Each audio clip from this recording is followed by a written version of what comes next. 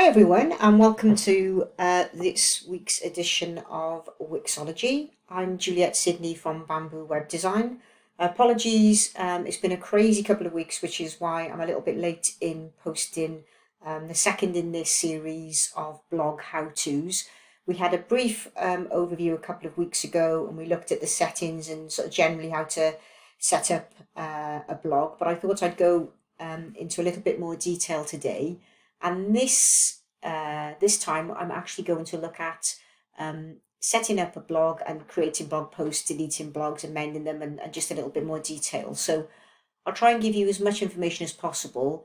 And then in the final part, hopefully next week, we'll look more about the settings and how you can sort of make the design and improve and change the design of certain elements as well. So to give you a nice overview. So obviously I'm in my Wix dashboard, I've logged in. This is my dummy site that we've been sort of working along through the series. Here we've got the Wix blog in the dashboard. So again, if you've got a blog added to the site, this is where you'd come in. If not, then you'd need to go into the editor, see my previous post, add the blog to the site if one's not available. And you can either click on the blog in the editor, or generally what I do is work from here from the dashboard because it's a lot easier if I'm just adding and creating posts. So you click on the blog and it'll take you through to a screen like this. It's got your published posts, any drafts. Often I work on posts over a period of weeks sometimes if I'm busy, and just come back to them, so you can save them, you can schedule posts, and it'll even keep your deleted posts. You can have blog categories as well. So for example, if you have a look at my my blog, I've got an all posts, a Wix store, marketing tools, Wix in general, business tools, and Wix SEO.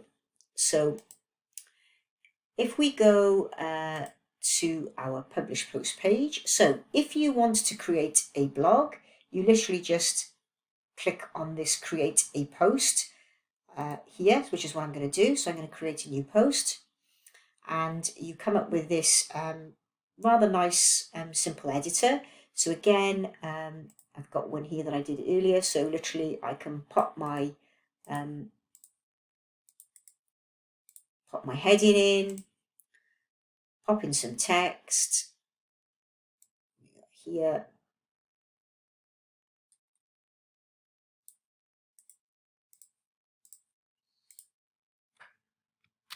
You start typing away. You can sort of play about with the text. So you've got a usual sort of editor that you can work through here. Usual types of things: bold, italic, adding in links, shifting the paragraph indents back and forth, bullet points, etc. So all the sorts of things you would normally expect. And then if you click down here, if you want to add something, this has recently changed. Actually, you used to be able to just do this from in here, but now you click on the add panel and you can add an image, gallery, video, a GIF, which could be quite good fun. If you needed to insert a little bit of code, perhaps you've got a program or a sign up. I've got a couple of clients sometimes that want to add a sign up box, which is coded from a third party website. You can add a little divider in, and you can even add a little upload a file size up to so much as well. So all pretty good. So if we go to here, look, I will click on an image. So it's the usual thing. So basically things are working as you would expect. Yeah, I'll just use that one there, just move myself there, add to the page. And then again, you've got various options here in terms of how you resize or whatever. What I would suggest you do is you play about with the add panel, add some sections, and then you can see how to modify them. But literally by clicking on them, you'll get the toolbar up, and then you can sort of play about and see how to change and amend and update things. So then you've written your blog. You can save the blog and it'll save as a draft. You can publish the blog once you're satisfied with it. or you can schedule a post. So again, if you wanted to schedule a week or two down the line, you can do that. So that's pretty much how that works. Then you'll notice then over on the left hand side, we've got this panel, which is all quite interesting. So we've got a settings option. So generally this will pull through this image, and when you share, often on social media and in certain areas, it's this is the first image that will pull through. So again, when we save this in a second, you'll see that when it's posted on the site, this would be the first image to show along with some text, if that's how you've set it up to display on your site. Something that we'll look at sort of next week and make more sense. You've got the publish date. You can change the publish date. You can change or add who the author is, or you could set this as a featured post. This is useful if you've perhaps added a blog widget to your site, and somewhere on your site you've got a list of featured posts. So if this was a particular one that I wanted to say sit on my home page, I could set it as a featured post, add in the widget on my home page, and it would filter through. We've got some advanced settings here as well, so you can add a description in here. We've also got an SEO section. So generally, Wix sort of does a lot in terms of the SEO for your blog, but you do have the option, should you wish to amend this text and amend the SEO to help benefit you in search engines.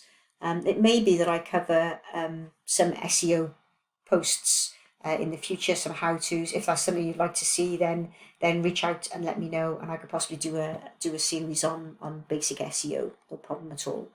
So again, we've got our social share. So again, you might wish to have a different image. Perhaps in my case, I might just want my logo or something to come through. And then you've got various structured data and tags. Don't worry too much. Basically, Google Wix is setting all this up for Google to read. So you don't really have to worry too much about that unless you're into your advanced SEO. We've also then got our categories.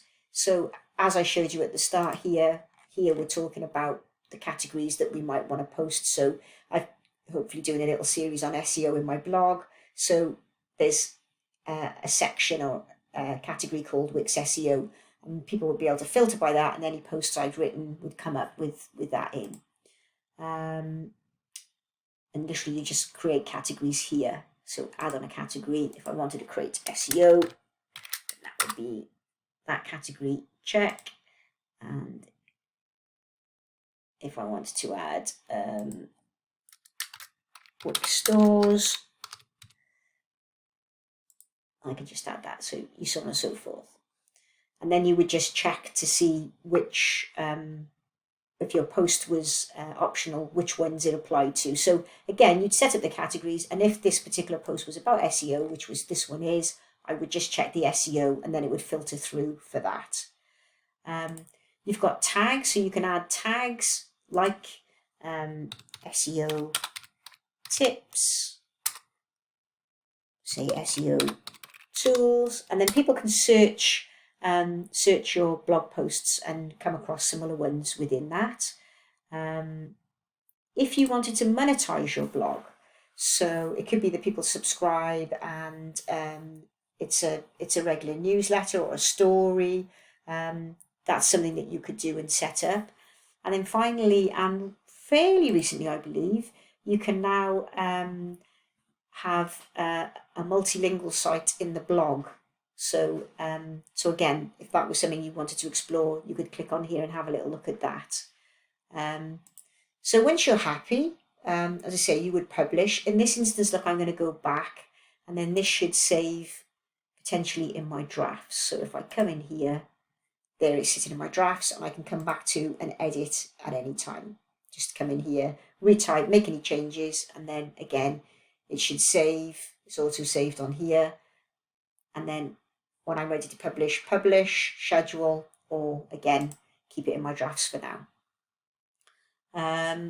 Sometimes, because just to save myself time, if I know that I've got a particular blog post that and I've got a series on, like for example the SEO, then it might be that to save me time and to keep some of the settings, I might duplicate the post. So I click on duplicate, and this is when a Wix's dummy post look, and there you are. It duplicates that post, and it would carry over any same settings, etc. from that post, and I could then just tweak as required. So sometimes that's a useful tip. We've also got move to trash, or sometimes you might publish a post, realise you didn't mean for it to go, perhaps you were going to schedule it, or you wanted to rethink or check on something, and you can revert it to draft. So literally you just click on revert to draft or click on move to trash, and it'll do exactly what it says on the tin. So as I say, you can go into these folders and see what you've got. So here I've got 2 drafts, nothing scheduled, and nothing in trash. Here you go, look, here are the categories I set up earlier as well, just so you can see how that's working. So the only other things left to look at are the more action section. So from here, you could click the analytics. And if you click on here, it'll take you to the dashboard and the reporting section in one easy click. And you can have a little look and see how your blog posts and generally your site is doing in terms of stats and number of visits and reads and so on and so forth. Another really useful feature, so often I'll get clients who are migrating from WordPress, and they might have dozens and dozens of posts, and rather than copy and paste, it's possible to import. Generally, it works quite well. You just input the website, the name of the website that you're importing from, confirm that you've got permission to pull them through, and it'll pull them through. And generally, I've had quite a bit of success. That's generally worked quite well. Occasionally, 1 or 2 don't come through, and occasionally 1 or 2 bits of data are missing. But it just saves a bulk job, and it saves a lot of work. So it's a useful thing to know about. And then we've got these other settings here, different to the settings we'll look at next week. These are more to do specifically within the blog itself. So again, if you click on here, it takes you to roles and permissions, and you can add contributors. You can add authors, so people that can add to posts. You can manage your notifications. So this is quite a nice one. This actually takes you to the entire notifications area in your site, not just the blog.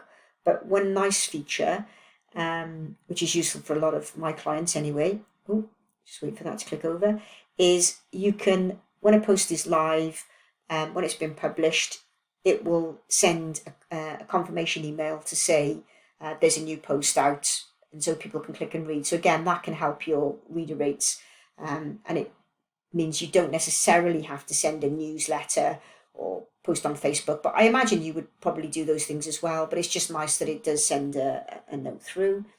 Go back to the blog and settings this way. We've also got then some additional SEO settings. These are probably generally a little bit more advanced, but the one that is useful, that I perhaps would recommend, is this AMP. By switching this on, customize how your posts are displayed on Google and social media, enable AMP and more. So if we click on this blog posts here, just wait a second. So again, don't worry about most of this because it's a little bit more advanced in terms of SEO. But this is help your blog posts load faster on mobile and make them more readable. So literally you can switch this on, and that can be a very good idea, and it speeds things up. You can, as it says here, read more here. So there's a good article. That's one thing Wix is very good at, is the help and support.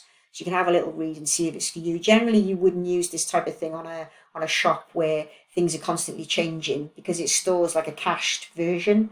But again, I would switch it on for a blog section, and again, it would help with your SEO because it would optimize your site and improve speed. So that's almost like a no-brainer, really.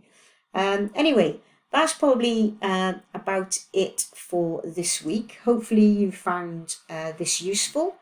If you have any questions at all, then please reach out and get in touch. Other than that, have a wonderful weekend, everybody, and I look forward to speaking to you soon. Take care now. Bye.